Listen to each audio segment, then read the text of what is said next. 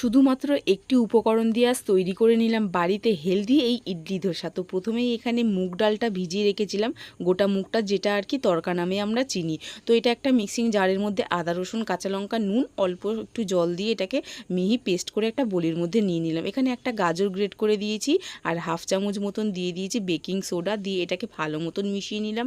এবার এদিকে একটা আপটে প্যানের মধ্যে অয়েল ব্রাশ করে এখানে অল্প অল্প করে ব্যাটার দিয়ে জলের ভাপে এটাকে 15 মিনিট স্টিম করে নিলাম। ব্যাস তৈরি হয়ে গেল দারুণ টেস্টি ইডলি। এবার ধোসা বানানোর জন্য এখানে একটা তাওয়ার মধ্যে অল্প একটু তেল ব্রাশ করে এই ব্যাটারটাকে পাতলা করে দিয়ে দিয়েছি, উপর থেকে একটু চিজ দিলাম টেস্টের জন্য। এবার এটাকে ফোল্ড করে নিলেই তৈরি হয়ে যায় দারুণ হেলদি ব্রেকফাস্ট। এটা সকাল বিকেল সন্ধ্যায় যে কোনো টাইমে খেতে পারো, দারুণ হয় কিন্তু, একবার ট্রাই করবেন। কিন্তু রেসিপি ভালো লাগলে অবশ্যই লাইকের পাশাপাশি চ্যানেলটা সাবস্ক্রাইব করে পাশে থাকবেন, তাহলে আরও এরকম নিত্য নতুন রেসিপি প্রায় দিনই দেখতে পারবেন। সবাই ভালো থাকবেন, টাটা।